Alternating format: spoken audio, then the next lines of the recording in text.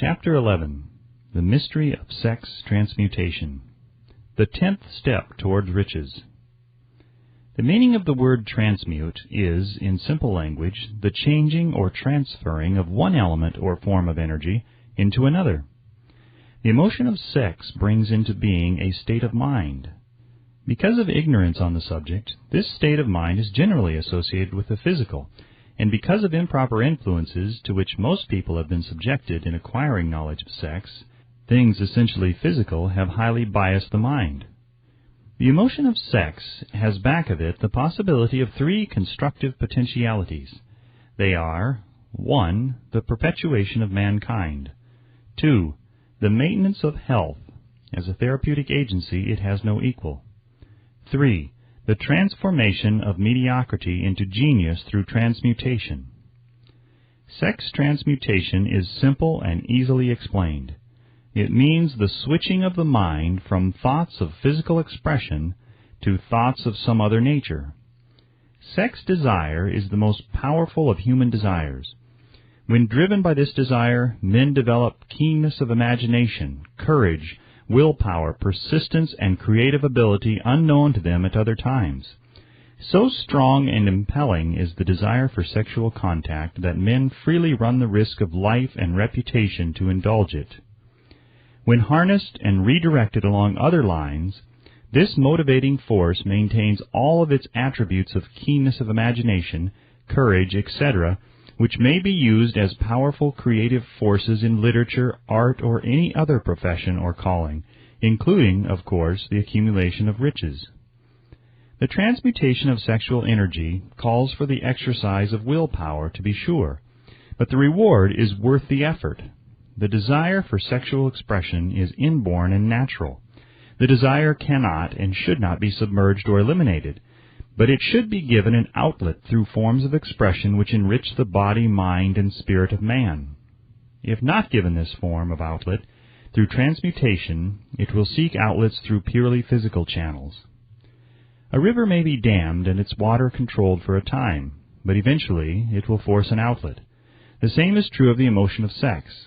It may be submerged and controlled for a time, but its very nature causes it to be ever seeking means of expression. If it is not transmuted into some creative effort, it will find a less worthy outlet. Fortunate indeed is the person who has discovered how to give sex emotion an outlet through some form of creative effort, for he has, by that discovery, lifted himself to the status of a genius. Scientific research has disclosed these significant facts. 1. The men of greatest achievement are men with highly developed sex natures, men who have learned the art of sex transmutation. 2. The men who have accumulated great fortunes and achieved outstanding recognition in literature, art, industry, architecture, and the professions were motivated by the influence of a woman. The research from which these astounding discoveries were made went back through the pages of biography and history for more than 2,000 years.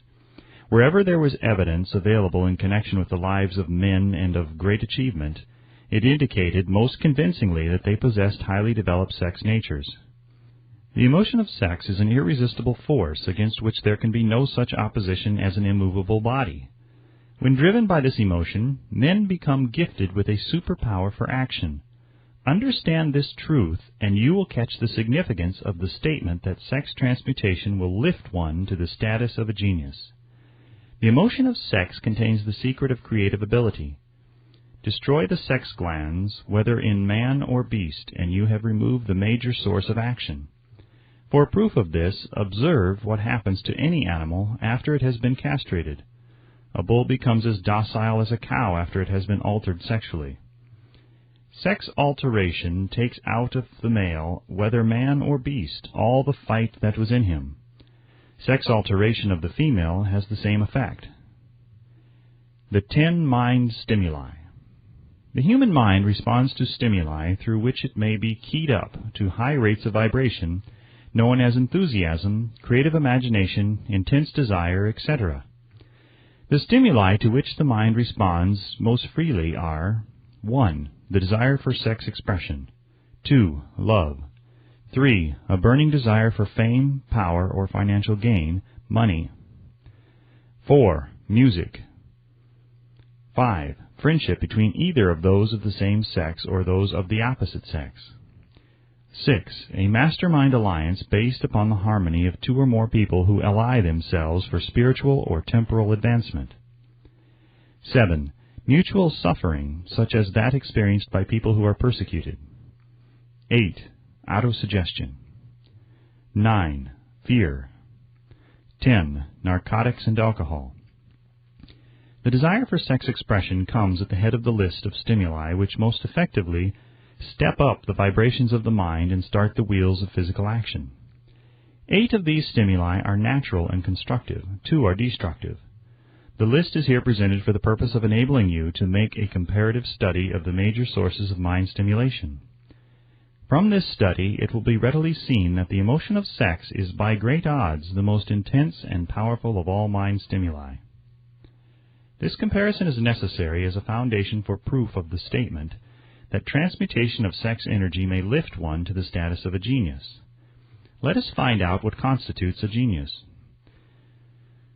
Some wiseacre has said that a genius is a man who wears long hair, eats queer food, lives alone, and serves as a target for the joke makers. A better definition of a genius is a man who has discovered how to increase the vibrations of thought to the point where he can freely communicate with sources of knowledge not available through the ordinary rate of vibration of thought. The person who thinks will want to ask some questions concerning this definition of genius. The first question will be, how may one communicate with sources of knowledge which are not available through the ordinary rate of vibration of thought? The next question will be, are there known sources of knowledge which are available only to genii? And if so, what are these sources, and exactly how may they be reached? We shall offer proof of the soundness of some of the more important statements made in this book, or at least we shall offer evidence through which you may secure your own proof through experimentation, and in doing so we shall answer both of these questions. Genius is developed through the sixth sense. The reality of the sixth sense has been fairly well established. This sixth sense is creative imagination. The faculty of creative imagination is one which the majority of people never use during an entire lifetime, and if used at all, it usually happens by mere accident. A relatively small number of people use, with deliberation and purpose of forethought, the faculty of creative imagination. Those who use this faculty voluntarily and with understanding of its function are genii. The faculty of creative imagination is the direct link between the finite mind of man and infinite intelligence. All so-called revelations referred to in the realm of religion and all discoveries of basic or new principles in the field of invention take place through the faculty of creative imagination. When ideas or concepts flash into one's mind through what is popularly called a hunch, they come from one or more of the following sources. 1. Infinite intelligence. 2. One's subconscious mind, wherein is stored every sense impression and thought impulse which ever reached the brain through any of the 5 senses. 3. From the mind of some other person who has just released the thought or picture of the idea or concept through conscious thought, or 4. From the other person's subconscious storehouse. There are no other known sources from which inspired ideas or hunches may be received. The creative imagination functions best when the mind is vibrating due to some form of mind stimulation at an exceedingly high rate, that is, when the mind is functioning at a rate of vibration higher than that of ordinary normal thought. When brain action has been stimulated through one or more of the 10 mind stimulants, it has the effect of lifting the individual far above the horizon of ordinary thought, and permits him to envision distance, scope, and quality of thoughts not available on the lower plane, such as that occupied while one is engaged in the solution of the problems of business and professional routine. When lifted to this higher level of thought, through any form of mind stimulation, an individual occupies, relatively, the same position as one who has ascended in an airplane to a height from which he may see over and beyond the horizon line, which limits his vision while on the ground. Moreover, while on this higher level of thought, the individual is not hampered or bound by any of the stimuli which circumscribe and limit his vision while wrestling with the problems of gaining the 3 basic necessities of food, clothing, and shelter. He is in a world of thought in which the ordinary workaday thoughts have been as effectively removed as are the hills and valleys and other limitations of physical vision when he rises in an airplane. While on this exalted plane of thought, the creative faculty of the mind is given freedom for action. The way has been cleared for the sixth sense to function. It becomes receptive to ideas which could not reach the individual under any other circumstances. The sixth sense is the faculty which marks the difference between a genius and an ordinary individual. The creative faculty becomes more alert and receptive to vibrations originating outside the individual's subconscious mind. The more this faculty is used, and the more the individual relies upon it and makes demands upon it for thought impulses. This faculty can be cultivated and developed only through use. That which is known as one's conscious operates entirely through the faculty of the sixth sense. The great artists, writers, musicians, and poets become great because they acquire the habit of relying upon the still small voice, which speaks from within through the faculty of creative imagination. It is a fact well known to people who have keen imaginations that their best ideas come through so-called hunches. There is a great orator who does not attain to greatness until he closes his eyes and begins to rely entirely upon the faculty of creative imagination. When asked why he closed his eyes just before the climaxes of his oratory, he replied, "I do it because then I speak through ideas which come to me from within." One of America's most successful and best-known financiers followed the habit of closing his eyes for 2 or 3 minutes before making a decision. When asked why he did this, he replied, "With my eyes closed, I am able to draw upon a source of superior intelligence." The late Dr. Elmer R. Gates of Chevy Chase, Maryland, created more than 200 useful patents, many of them basic, through the process of cultivating and using the creative faculty. His method is both significant and interesting to one interested in attaining to the status of genius, in which category Dr. Gates unquestionably belonged. Dr. Gates was one of the really great, though less publicized, scientists of the world. In his laboratory, he had what he called his personal communication room. It was practically soundproof and so arranged that all light could be shut out. It was equipped with a small table on which he kept a pad of writing paper. In front of the table on the wall was an electric push-button which controlled the lights. When Dr. Gates desired to draw upon the forces available to him through his creative imagination, he would go into this room, seat himself at the table, shut off the lights, and concentrate upon the known factors of the invention on which he was working, remaining in that position until ideas began to flash into his mind in connection with the unknown factors of the invention. On one occasion, ideas came through so fast that he was forced to write for almost 3 hours. When the thoughts stopped flowing and he examined his notes, he found that they contained a minute description of principles which had not a parallel among the known data of the scientific world. Moreover, the answer to his problem was intelligently presented in those notes. In this manner, Dr. Gates completed over 200 patents, which had been begun, but not completed, by half-baked brains. Evidence of the truth of this statement is in the United States Patent Office. Dr. Gates earned his living by sitting for ideas for individuals and corporations. Some of the largest corporations in America paid him substantial fees by the hour for sitting for ideas. The reasoning faculty is often faulty because it is largely guided by one's accumulated experience. Not all knowledge which one accumulates through experience is accurate. Ideas received through the creative faculty are much more reliable for the reason that they come from sources more reliable than any which are available to the reasoning faculty of the mind. The major difference between the genius and the ordinary crank inventor may be found in the fact that the genius works through his faculty of creative imagination, while the crank knows nothing of this faculty. The scientific inventor, such as Mr. Edison and Dr. Gates, makes use of both the synthetic and the creative faculties of imagination. For example, the scientific inventor or genius begins an invention by organizing and combining the known ideas or principles accumulated through experience, through the synthetic faculty, the reasoning faculty. If he finds this accumulated knowledge to be insufficient for the completion of his invention, he then draws upon the sources of knowledge available to him through his creative faculty. The method by which he does this varies with the individual, but this is the sum and substance of his procedure. 1.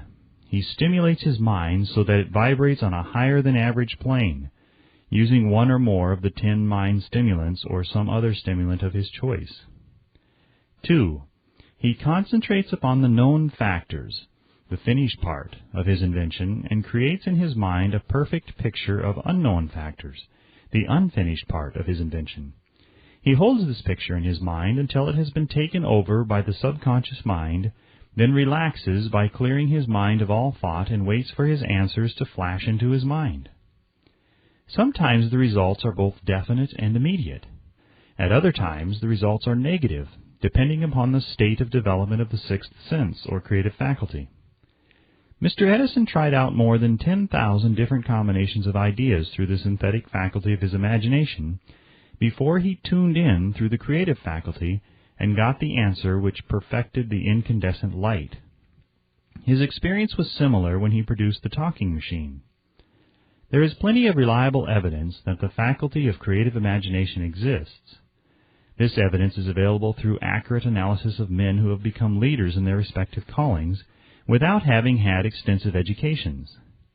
Lincoln was a notable example of a great leader who achieved greatness through the discovery and use of his faculty of creative imagination. He discovered and began to use this faculty as the result of the stimulation of love which he experienced after he met Anne Rutledge, a statement of the highest significance in connection with the study of the source of genius. The pages of history are filled with the records of great leaders whose achievements may be traced directly to the influence of women who aroused the creative faculties of their minds through the stimulation of sex desire. Napoleon Bonaparte was one of these. When inspired by his first wife, Josephine, he was irresistible and invincible. When his better judgment or reasoning faculty prompted him to put Josephine aside, he began to decline. His defeat and St. Helena were not far distant. If good taste would permit, we might easily mention scores of men, well known to the American people, who climbed to great heights of achievement under the stimulating influence of their wives, only to drop back to destruction after money and power went to their heads and they put aside the old wife for a new one. Napoleon was not the only man to discover that sex influence, from the right source, is more powerful than any substitute of expediency which may be created by mere reason. The human mind responds to stimulation. Among the greatest and most powerful of these stimuli is the urge of sex. When harnessed and transmuted, this driving force is capable of lifting men into that higher sphere of thought which enables them to master the sources of worry and petty annoyance which beset their pathway on the lower plane. Unfortunately, only the genii have made the discovery. Others have accepted the experience of sex urge without discovering one of its major potentialities, a fact which accounts for the great number of others as compared to the limited number of genii. For the purpose of refreshing the memory in connection with the facts available from the biographies of certain men, we here present the names of a few men of outstanding achievement, each of whom was known to have been of a highly sexed nature. The genius which was theirs undoubtedly found its source of power in transmuted sex energy. George Washington, Napoleon Bonaparte, William Shakespeare, Abraham Lincoln, Ralph Waldo Emerson, Robert Burns, Thomas Jefferson, Albert Hubbard, Albert H. Gary, Oscar Wilde, Woodrow Wilson, John H. Patterson, Andrew Jackson, Enrico Caruso. Your own knowledge of biography will enable you to add to this list. Find, if you can, a single man in all history of civilization who achieved outstanding success in any calling who was not driven by a well-developed sex nature. If you do not wish to rely upon biographies of men not now living, take inventory of those whom you know to be men of great achievement and see if you can find one among them who is not highly sexed. Sex energy is the creative energy of all genii. There never has been and never will be a great leader, builder, or artist lacking in this driving force of sex. Surely no one will misunderstand these statements to mean that all who are highly sexed are genii. Man attains to the status of genius only when and if he stimulates his mind so that it draws upon the forces available through the creative faculty of the imagination. Chief among the stimuli with which this stepping up of the vibrations may be produced is sex energy. The mere possession of this energy is not sufficient to produce a genius. The energy must be transmuted from desire for physical contact into some other form of desire and action before it will lift one to the status of a genius. Far from becoming genii, because of great sex desires, the majority of men lower themselves through misunderstanding and misuse of this great force to the status of the lower animals. Why men seldom succeed before 40.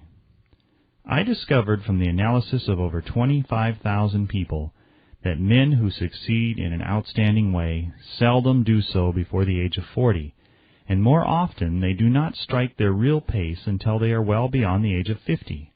This fact was so astounding that it prompted me to go into the study of its cause most carefully, carrying the investigation over a period of more than 12 years. This study disclosed the fact that the major reason why the majority of men who succeeded do not begin to do so before the age of 40 to 50 is their tendency to dissipate their energies through overindulgence in physical expression of the emotion of sex. The majority of men never learn that the urge of sex has other possibilities, which far transcend in importance that of mere physical expression. The majority of those who make this discovery do so after having wasted many years at a period when the sex energy is at its height, prior to the age of 45 to 50. This usually is followed by noteworthy achievement. The lives of many men up to and sometimes well past the age of 40 reflect a continued dissipation of energies which could have been more profitably turned into better channels. Their finer and more powerful emotions are sown wildly in the four winds. Out of this habit of the male grew the term, sowing his wild oats. The desire for sexual expression is by far the strongest and most impelling of all human emotions, and for this very reason this desire, when harnessed and transmuted into action other than that of physical expression, may raise one to the status of a genius. One of America's most able businessmen frankly admitted that his attractive secretary was responsible for most of the plans he created. He admitted that her presence lifted him to heights of creative imagination such as he could experience under no other stimulus. One of the most successful men in America owes most of his success to the influence of a very charming young woman who has served as his source of inspiration for more than 12 years. Everyone knows the man to whom this reference is made, but not everyone knows the real source of his achievements. History is not lacking in examples of men who attained to the status of genii as the result of the use of artificial mind stimulants in the form of alcohol and narcotics. Edgar Allan Poe wrote The Raven while under the influence of liquor, dreaming dreams that mortal never dared to dream before. James Whitcomb Riley did his best writing while under the influence of alcohol. Perhaps it was thus he saw the ordered intermingling of the real and the dream, the mill above the river and the mist above the stream. Robert Burns wrote best when intoxicated, "For Auld Lang Syne, my dear, we'll take a cup of kindness yet for Auld Lang Syne." But let it be remembered that many such men have destroyed themselves in the end. Nature has prepared her own potions with which men may safely stimulate their minds, so they vibrate on a plane that enables them to tune in to fine and rare thoughts which come from no man knows where. No satisfactory substitute for nature's stimulants has ever been found. It is a fact well known to psychologists that there is a very close relationship between sex desires and spiritual urges, a fact which accounts for the peculiar behavior of people who participate in the orgies known as religious revivals, common among the primitive types. The world is ruled and the destiny of civilization is established by the human emotions. People are influenced in their actions not by reason so much as by feelings. The creative faculty of the mind is set into action entirely by emotions and not by cold reason. The most powerful of all human emotions is that of sex. There are other mind stimulants, some of which have been listed, but no one of them, nor all of them combined, can equal the driving power of sex. A mind stimulant is any influence which will either temporarily or permanently increase the vibrations of thought. The 10 major stimulants described are those most commonly resorted to. Through these sources one may commune with an infinite intelligence, or enter at will the storehouse of the subconscious mind, either one's own or that of another person, a procedure which is all there is of genius. A teacher who has trained and directed the efforts of more than 30,000 salespeople made the astounding discovery that highly sexed men are the most efficient salesmen. The explanation is that the factor of personality known as personal magnetism is nothing more or less than sex energy. Highly sexed people always have a plentiful supply of magnetism. Through cultivation and understanding, this vital force may be drawn upon and used to great advantage in the relationships between people. This energy may be communicated to others through the following media. 1. The handshake. The touch of the hand indicates instantly the presence of magnetism or the lack of it. 2. The tone of voice. Magnetism, or sex energy, is the factor with which the voice may be colored or made musical and charming. 3. Posture and carriage of the body. Highly sexed people move briskly and with grace and ease. 4. The vibrations of thought. Highly sexed people mix the emotion of sex with their thoughts, or may do so at will, and in that way may influence those around them. 5. Body adornment. People who are highly sexed are usually very careful about their personal appearance. They usually select clothing of a style becoming to their personality, physique, complexion, etc. When employing salesmen, the more capable sales manager looks for the quality of personal magnetism as the first requirement of a salesman. People who lack sex energy will never become enthusiastic, nor inspire others with enthusiasm, and enthusiasm is one of the most important requisites in salesmanship, no matter what one is selling. The public speaker, orator, preacher, lawyer, or salesman who is lacking in sex energy is a flop, as far as being able to influence others is concerned. Couple with this the fact that most people can be influenced only through an appeal to their emotions, and you will understand the importance of sex energy as a part of the salesman's native ability. Master salesmen attain the status of mastery in selling because they, either consciously or unconsciously, transmute the energy of sex into sales enthusiasm. In this statement may be found a very practical suggestion as to the actual meaning of sex transmutation. The salesman who knows how to take his mind off the subject of sex and direct it in sales effort with as much enthusiasm and determination as he would apply to its original purpose, has acquired the art of sex transmutation, whether he knows it or not. The majority of salesmen who transmute their sex energy do so without being in the least aware of what they are doing or how they are doing it. Transmutation of sex energy calls for more willpower than the average person cares to use for this purpose. Those who find it difficult to summon willpower sufficient for transmutation may gradually acquire this ability. Though this requires willpower, the reward for the practice is more than worth the effort. The entire subject of sex is one with which the majority of people appear to be unpardonably ignorant. The urge of sex has been grossly misunderstood, slandered, and burlesqued by the ignorant and the evil-minded for so long that the very word sex is seldom used in polite society. Men and women who are known to be blessed, yes, blessed with highly sexed natures, are usually looked upon as being people who will bear watching. Instead of being called blessed, they are usually called cursed. Millions of people, even in this age of enlightenment, have inferiority complexes which they developed because of this false belief that a highly sexed nature is a curse. These statements of the virtue of sex energy should not be construed as justification for the libertine. The emotion of sex is a virtue only when used intelligently and with discrimination. It may be misused, and often is, to such an extent that it debases instead of enriches both body and mind. The better use of this power is the burden of this chapter. It seemed quite significant to the author when he made the discovery that practically every great leader whom he had the privilege of analyzing was a man whose achievements were largely inspired by a woman. In many instances, the woman in the case was a modest, self-denying wife, of whom the public had heard but little or nothing. In a few instances, the source of inspiration has been traced to the other woman. Perhaps such cases may not be entirely unknown to you. Intemperance in sex habits is just as detrimental as intemperance in habits of drinking and eating. In this age in which we live, an age which began with the World War, intemperance in habits of sex is common. This orgy of indulgence may account for the shortage of great leaders. No man can avail himself of the forces of his creative imagination while dissipating them. Man is the only creature on earth which violates nature's purpose in this connection.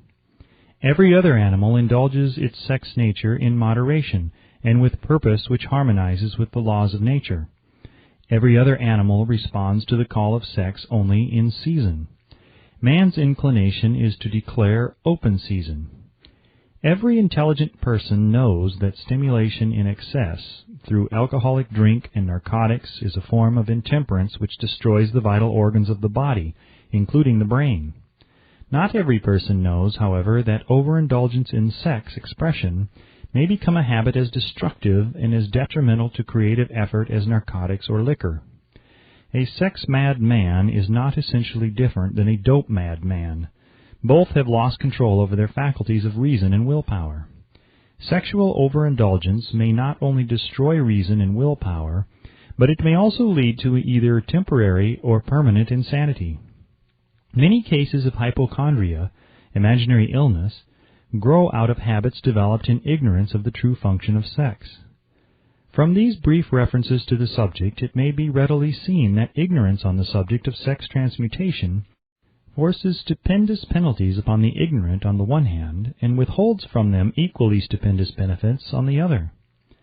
Widespread ignorance on the subject of sex is due to the fact that the subject has been surrounded with mystery and beclouded by dark silence. The conspiracy of mystery and silence has had the same effect upon the minds of young people that the psychology of prohibition had. The result has been increased curiosity and desire to acquire more knowledge on this verboten subject. And, to the shame of all lawmakers and most physicians, by training best qualified to educate youth on that subject, information has not been easily available. Seldom does an individual enter upon highly creative effort in any field of endeavor before the age of 40. The average man reaches the period of his greatest capacity to create between 40 and 60. These statements are based upon analysis of thousands of men and women who have been carefully observed.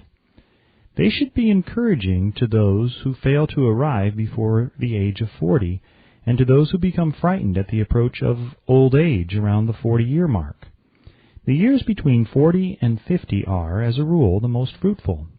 Man should approach this age not with fear and trembling, but with hope and eager anticipation.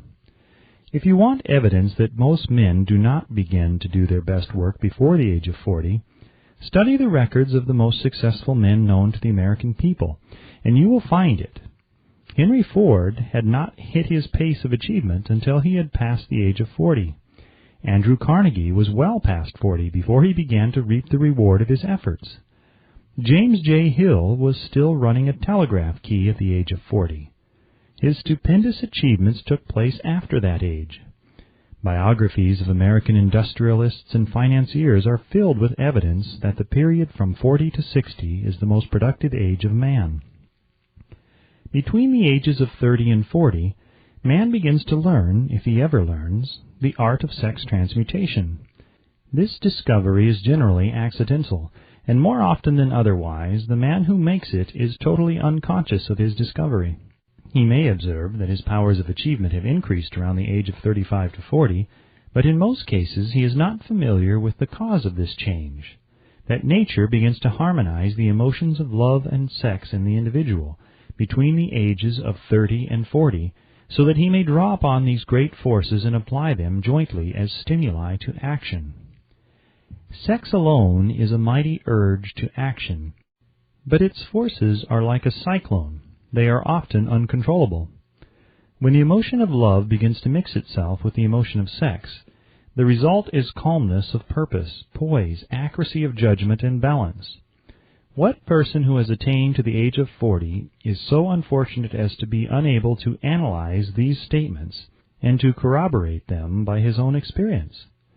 When driven by his desire to please a woman, based solely upon the emotion of sex, a man may be, and usually is, capable of great achievement, but his actions may be disorganized, distorted, and totally destructive.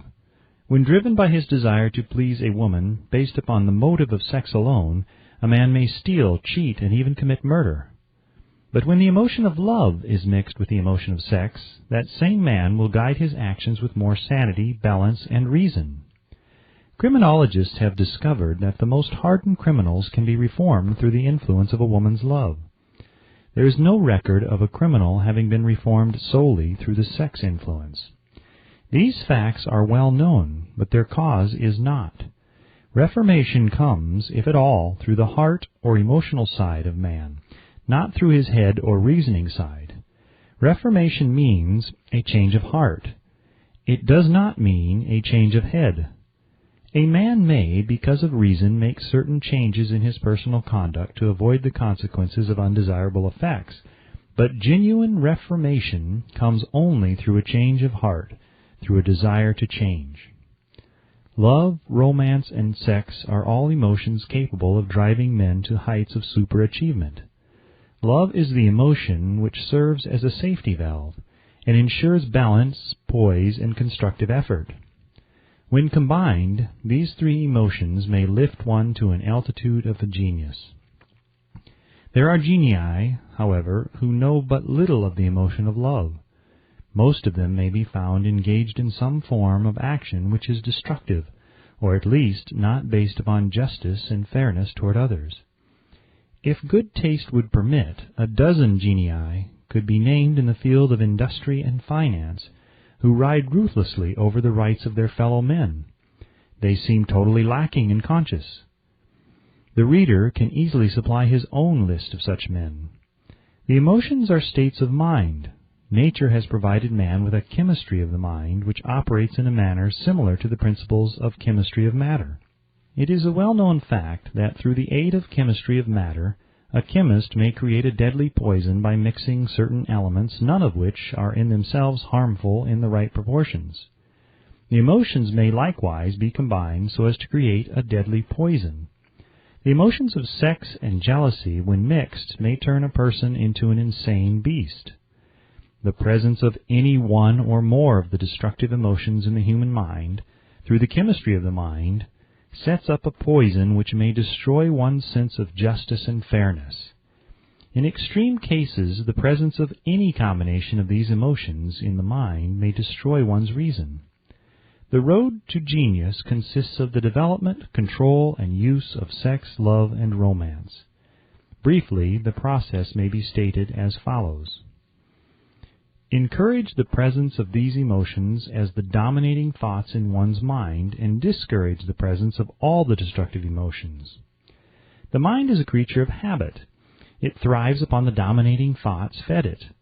Through the faculty of willpower, one may discourage the presence of any emotion and encourage the presence of any other. Control of the mind through the power of will is not difficult.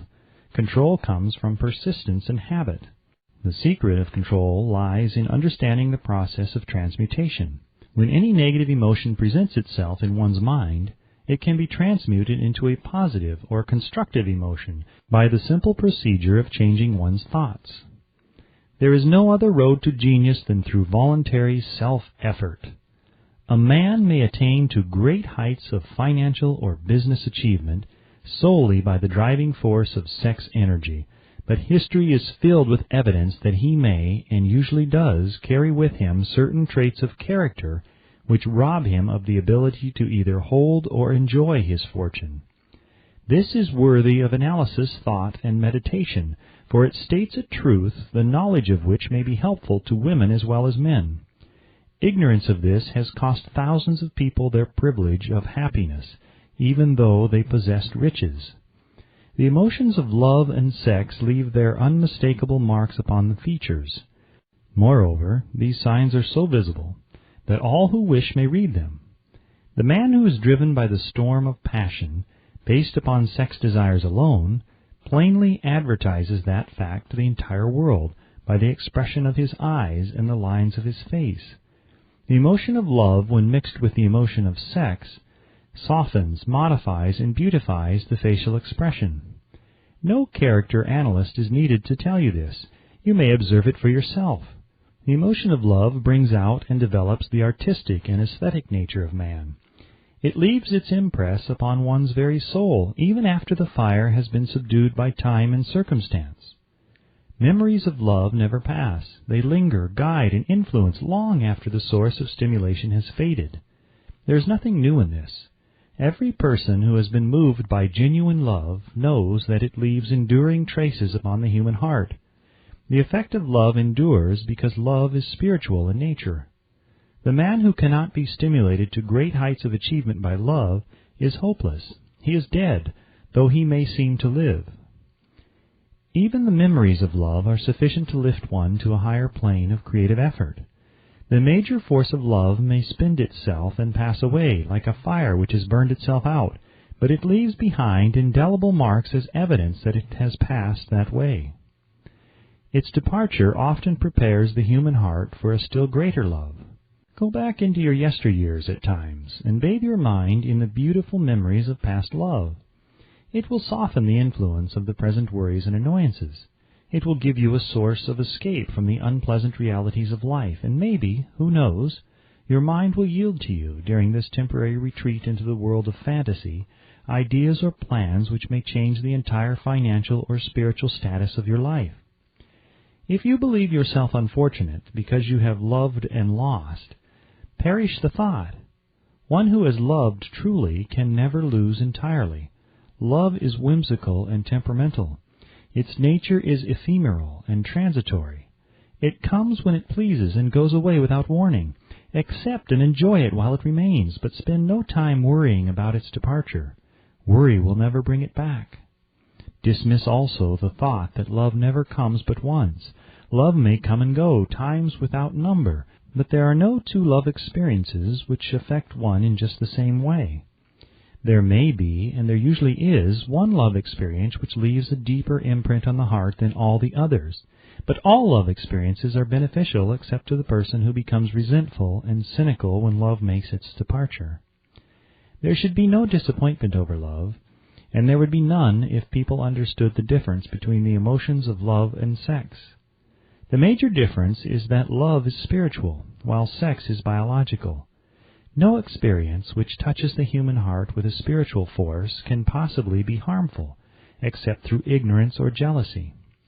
Love is, without question, life's greatest experience. It brings one into communication with infinite intelligence. When mixed with the emotions of romance and sex, it may lead one far up the ladder of creative effort. The emotions of love, sex, and romance are sides of the eternal triangle of achievement, building genius. Nature creates genii through no other force. Love is an emotion with many sides, shades, and colors.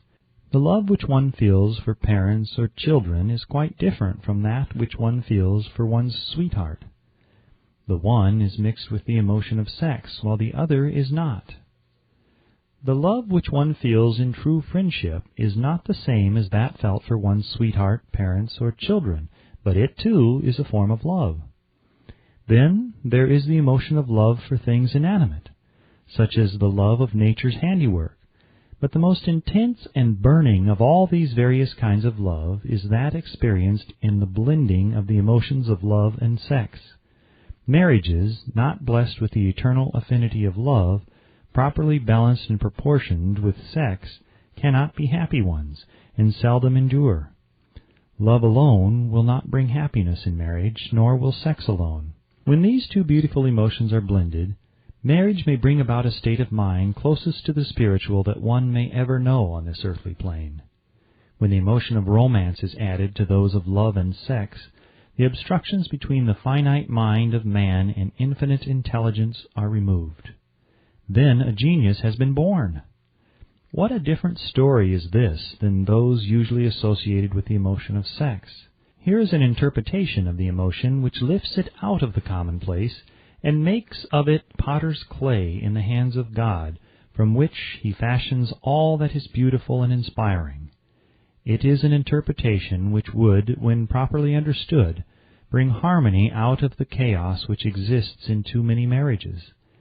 The disharmonies often expressed in the form of nagging may usually be traced to lack of knowledge on the subject of sex. Where love, romance, and the proper understanding of the emotion and function of sex abide, there is no disharmony between married people. Fortunate is the husband whose wife understands the true relationship between the emotions of love, sex, and romance. When motivated by this holy triumvirate, no form of labor is burdensome, because even the most lowly form of effort takes on the nature of a labor of love. It is a very old saying that a man's wife may either make him or break him, but the reason is not always understood.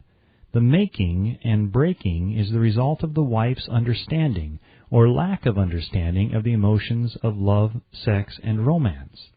Despite the fact that men are polygamous by the very nature of their biological inheritance, it is true that no woman has as great an influence on a man as his wife, unless he is married to a woman totally unsuited to his nature. If a woman permits her husband to lose interest in her and become more interested in other women, it is usually because of her ignorance or indifference toward the subjects of sex, love, and romance. This statement presupposes, of course, that genuine love once existed between a man and his wife. The facts are equally applicable to a man who permits his wife's interest in him to die. Married people often bicker over a multitude of trivialities. If these are analyzed accurately, the real cause of the trouble will often be found to be indifference or ignorance on these subjects. Man's greatest motivating force is his desire to please woman.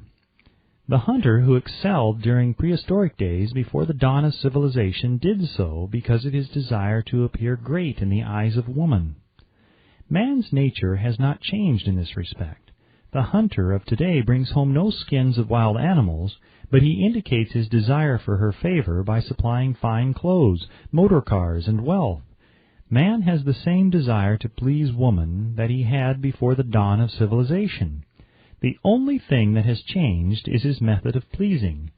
Men who accumulate large fortunes and attain to great heights of power and fame do so mainly to satisfy their desire to please women.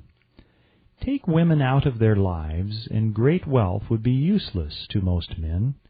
It is this inherent desire of man to please woman which gives woman the power to make or break a man. The woman who understands man's nature and tactfully caters to it need have no fear of competition from other women. Men may be giants with indomitable willpower when dealing with other men, but they are easily managed by the woman of their choice. Most men will not admit that they are easily influenced by the women they prefer, because it is in the nature of the male to want to be recognized as the stronger of the species. Moreover, the intelligent woman recognizes this manly trait and very wisely makes no issue of it. Some men know that they are being influenced by the women of their choice, their wives, sweethearts, mothers, or sisters, but they tactfully refrain from rebelling against the influence because they are intelligent enough to know that no man is happy or complete without the modifying influence of the right woman. The man who does not recognize this important truth deprives himself of the power which has done more to help men achieve success than all other forces combined. Chapter 12. The Subconscious Mind. The Connecting Link. The 11th Step Toward Riches. The subconscious mind consists of a field of consciousness in which every impulse of thought that reaches the objective mind through any of the five senses is classified and recorded, and from which thoughts may be recalled or withdrawn as letters may be taken from a filing cabinet. It receives and files sense impressions or thoughts regardless of their nature. You may voluntarily plant in your subconscious mind any plan, thought, or purpose which you desire to translate into its physical or monetary equivalent. The subconscious acts first on the dominating desires which have been mixed with emotional feelings, such as faith. Consider this in connection with the instructions given in the chapter on desire, for taking the 6 steps there outlined, and instructions given in the chapter on the building and execution of plans, and you will understand the importance of the thought conveyed. The subconscious mind works day and night. Through a method or procedure unknown to man, the subconscious mind draws upon the forces of infinite intelligence for the power with which it voluntarily transmutes one's desires into their physical equivalent, making use always of the most practical media by which this end may be accomplished. You cannot entirely control your subconscious mind, but you can voluntarily hand over to it any plan, desire, or purpose which you wish transformed into concrete form. Read again instructions for using the subconscious mind in the chapter on autosuggestion. There is plenty of evidence to support the belief that the subconscious mind is the connecting link between the finite mind of man and infinite intelligence. It is the intermediary through which one may draw upon the forces of infinite intelligence at will. It alone contains the secret process by which mental impulses are modified and changed into their spiritual equivalent. It alone is the medium through which prayer may be transmitted to the source capable of answering prayer. The possibilities of creative effort connected with the subconscious mind are stupendous and imponderable. They inspire one with awe. I never approach the discussion of the subconscious mind without a feeling of littleness and inferiority due, perhaps, to the fact that man's entire stock of knowledge on this subject is so pitifully limited. The very fact that the subconscious mind is the medium of communication between the thinking mind of man and infinite intelligence is, of itself, a thought which almost paralyzes one's reason. After you have accepted as a reality the existence of the subconscious mind, and understand its possibilities as a medium for transmuting your desires into their physical or monetary equivalent, you will comprehend the full significance of the instructions given in the chapter on desire. You will also understand why you have been repeatedly admonished to make your desires clear and to reduce them to writing. You will also understand the necessity of persistence in carrying out instructions. The 13 principles are the stimuli with which you acquire the ability to reach and to influence your subconscious mind. Do not become discouraged if you cannot do this upon the first attempt. Remember that the subconscious mind may be voluntarily directed only through habit, under the directions given in the chapter on faith. You have not yet had time to master faith. Be patient. Be persistent. A good many statements in the chapters on faith and autosuggestion will be repeated here, for the benefit of your subconscious mind. Remember, your subconscious mind functions voluntarily, whether you make any effort to influence it or not. This naturally suggests to you that thoughts of fear and poverty and all negative thoughts serve as stimuli to your subconscious mind, unless you master these impulses and give it more desirable food upon which it may feed. The subconscious mind will not remain idle. If you fail to plant desires in your subconscious mind, it will feed upon the thoughts which reach it as the result of your neglect. We have already explained that thought impulses, both negative and positive, are reaching the subconscious mind continuously from the 4 sources which were mentioned in the chapter on sex transmutation. For the present, it is sufficient if you remember that you are living daily in the midst of all manner of thought impulses which are reaching your subconscious mind without your knowledge. Some of these impulses are negative, some are positive. You are now engaged in trying to help shut off the flow of negative impulses and to aid in voluntarily influencing your subconscious mind through positive impulses of desire. When you achieve this, you will possess the key which unlocks the door to your subconscious mind. Moreover, you will control that door so completely that no undesirable thought may influence your subconscious mind.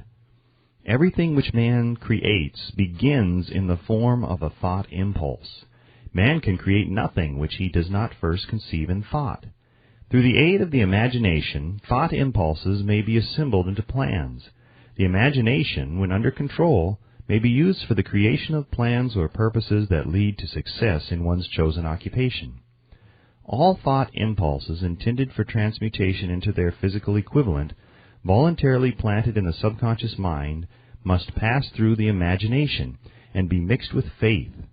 The mixing of faith with a plan or purpose intended for submission to the subconscious mind may be done only through the imagination. From these statements you will readily observe that voluntary use of the subconscious mind calls for coordination and application of all the principles. Ella Wheeler Wilcox gave evidence of her understanding of the power of the subconscious mind when she wrote, "You never can tell what a thought will do in bringing you hate or love, for thoughts are things, and their airy wings are swifter than carrier doves. They follow the law of the universe. Each thing creates its kind, and they speed o'er the track to bring you back whatever went out from your mind." Mrs. Wilcox understood the truth that thoughts which go out from one's mind also embed themselves deeply in one's subconscious mind, where they serve as a magnet, pattern, or blueprint by which the subconscious mind is influenced while translating them into their physical equivalent.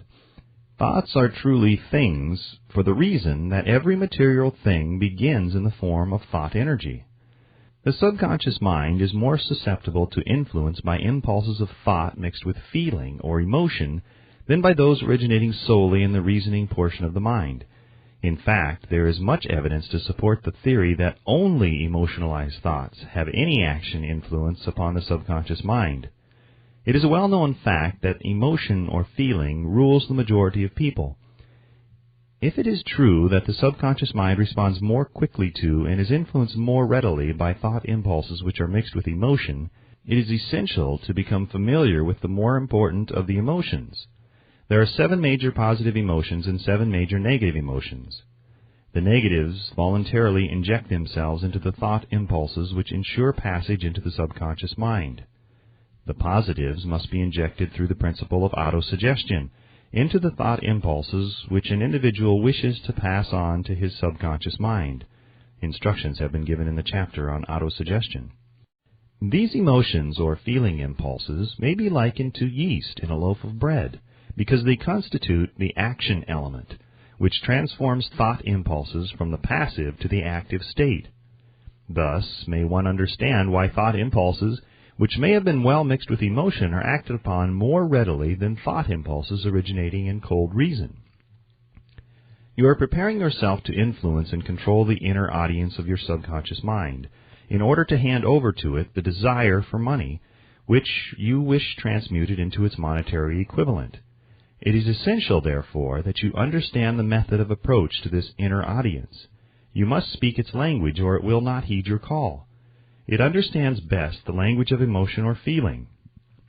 Let us therefore describe here the 7 major positive emotions and the 7 major negative emotions, so that you may draw upon the positives and avoid the negatives when giving instructions to your subconscious mind. The 7 major positive emotions: the emotion of desire, the emotion of faith, the emotion of love, the emotion of sex, the emotion of enthusiasm, the emotion of romance, the emotion of hope. There are other positive emotions, but these are the 7 most powerful and the ones most commonly used in creative effort. Master these 7 emotions. They can be mastered only by use, and the other positive emotions will be at your command when you need them. Remember in this connection that you are studying a book which is intended to help you develop a money consciousness by filling your mind with positive emotions. One does not become money conscious by filling one's mind with negative emotions. The 7 major negative emotions to be avoided: the emotion of fear, the emotion of jealousy, the emotion of hatred, the emotion of revenge, the emotion of greed, the emotion of superstition, the emotion of anger. Positive and negative emotions cannot occupy the mind at the same time. One or the other must dominate. It is your responsibility to make sure that positive emotions constitute the dominating influence on your mind. Here the law of habit will come to your aid, from the habit of applying and using the positive emotions. Eventually they will dominate your mind so completely that the negatives cannot enter it. Only by following these instructions literally and continuously can you gain control over your subconscious mind. The presence of a single negative in your conscious mind is sufficient to destroy all chances of constructive aid from your subconscious mind. If you are an observing person, you must have noticed that most people resort to prayer only after everything else has failed, or else they pray by a ritual of meaningless words. And, because it is a fact that most people who pray do so only after everything else has failed, they go to prayer with their minds filled with fear and doubt, which are the emotions the subconscious mind acts upon and passes on to infinite intelligence. Likewise, that is the emotion which infinite intelligence receives and acts upon. If you pray for a thing but have fear as you pray that you may not receive it, or that your prayer will not be acted upon by infinite intelligence, your prayer will have been in vain. Prayer does sometimes result in the realization of that for which one prays. If you have ever had the experience of receiving that for which you prayed, go back in your memory and recall your actual state of mind while you were praying, and you'll know for sure that the theory here described is more than a theory. The time will come when the schools and educational institutions of the country will teach the science of prayer. Moreover, then, prayer may be and will be reduced to a science. When that time comes, it will come as soon as mankind is ready for it and demands it. No one will approach the universal mind in a state of fear, for the very good reason that there will be no such emotion as fear. Ignorance, superstition, and false teaching will have disappeared, and man will have attained his true status as a child of infinite intelligence. A few have already attained this blessing. If you believe this prophecy is far-fetched, take a look at the human race in retrospect. Less than 100 years ago, men believed the lightning to be evidence of the wrath of God, and feared it. Now, thanks to the power of faith, men have harnessed the lightning and made it turn the wheels of industry. Much less than 100 years ago, men believed the space between the planets to be nothing but a great void, a stretch of dead nothingness. Now, thanks to this same power of faith, men know that far from being either dead or void, the space between the planets is very much alive, that it is the highest form of vibration known, excepting perhaps the vibration of thought. Moreover, men know that this living, pulsating, vibratory energy which permeates every atom of matter and fills every niche of space, connects every human brain with every other human brain. What reason have men to believe that this same energy does not connect every human brain with infinite intelligence? There are no toll gates between the finite mind of man and infinite intelligence. The communication costs nothing except patience, faith, persistence, understanding, and a sincere desire to communicate. Moreover, the approach can be made only by the individual himself. Paid prayers are worthless. Infinite intelligence does no business by proxy.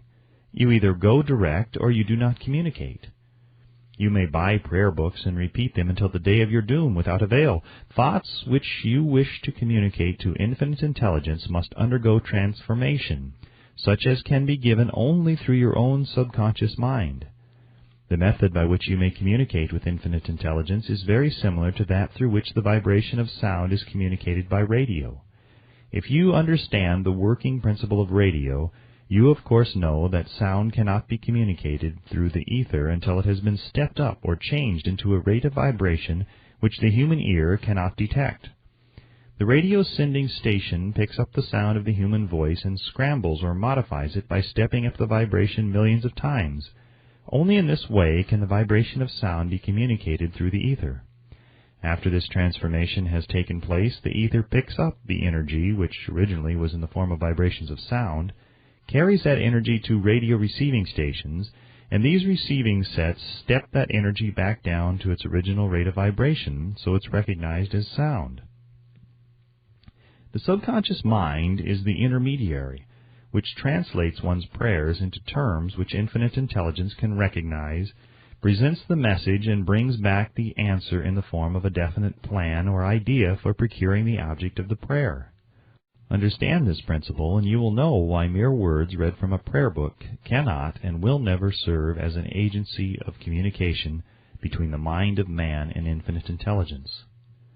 Before your prayer will reach infinite intelligence, a statement of the author's theory only, It probably is transformed from its original thought vibration into terms of spiritual vibration.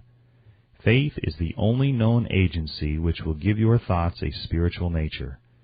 Faith and fear make poor bedfellows. Where one is found, the other cannot exist.